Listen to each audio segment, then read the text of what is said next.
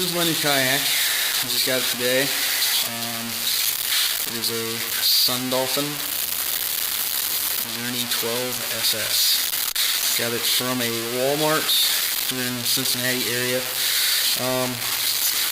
Just wanted to take this video.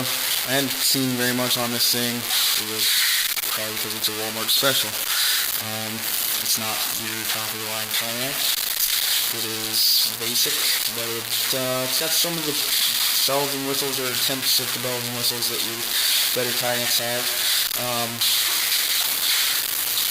I guess I'll give you my first initial reaction. Initially, I guess it's like a Monet. From a distance, it looks good.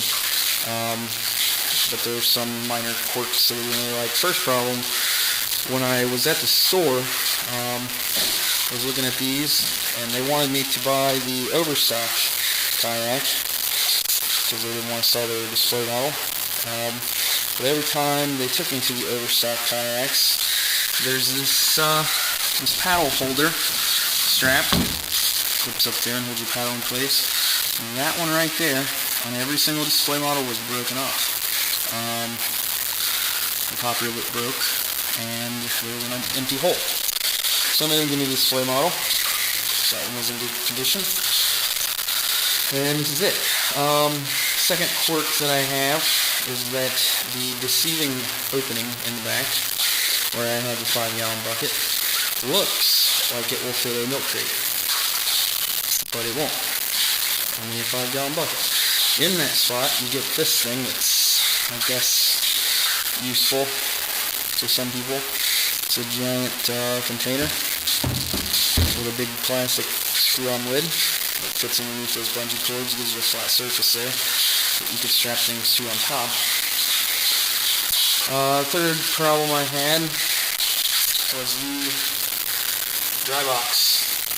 First problem with the dry box, the dry hatch, was that I had to use a hammer to open it. The factory or Walmart guy screwed it on so tight that you couldn't get into it. Second problem was that it's not not one of the hatches that have the dry bag, and it's kind of hard to see because there's no light. But down in here, that's just hull. It's plastic, which would be good, except for the fact that in the bottom, which you really can't see, is a hole to drain water and a plug. Now, that might drain water, but it's also going to let water in.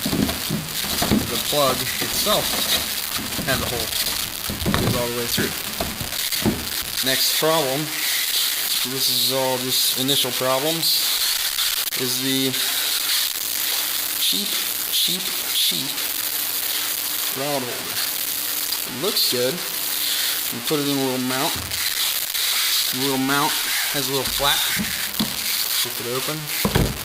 Hey, rod holder. Problem with that is, if you can see where the handle of the rod would go, hits the bottom of the kayak. It's useless. So this is going to end up in the trash. And then right here is a drink holder.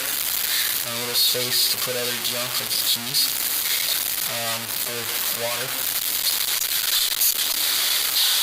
So those are the things I didn't like. There's some things that I do like. I mean, the plug in the back for the water to drain is useless because there's no openings in the entire kayak.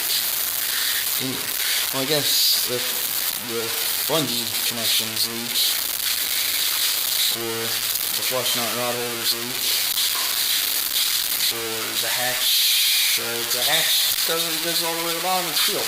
I don't really know why there's a plug, but when they put the plug on, they did it right. I mean, it's a good plug. It came with a free paddle, which is nice. It's a really long paddle. It's nothing fancy. It was free. So I took it. It's got thigh pads, which, again, from the idea, is a good idea. But those two on the display models were peeling off. They were just glued on, not attached. You know, they were right into it. so I'm going to have to go over them.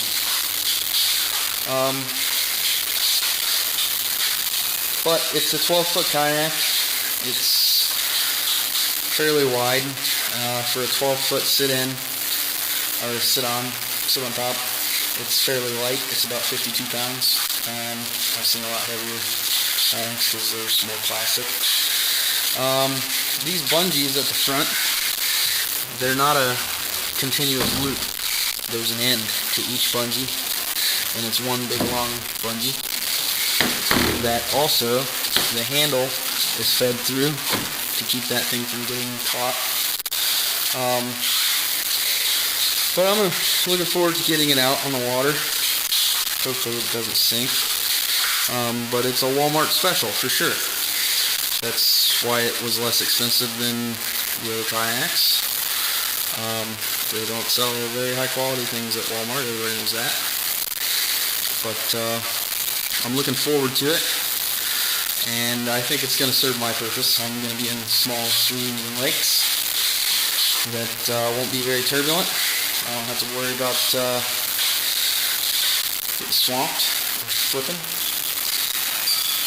As you can see, I opted for the 5-gallon bucket, because that does fit in there pretty well, and those bungees keep it in place. Another thing is the seat.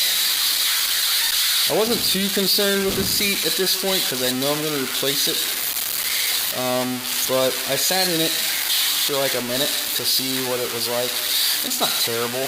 It's padded. It's not just hard plastic, which is good. But I'll probably just end up getting a slip-on top, like replacement seat, like they sell at Bass Pro. But that's it. That's my Journey 12 SS, and I'll hopefully be uploading some more videos of this thing in action on the water. And stay tuned. Thanks.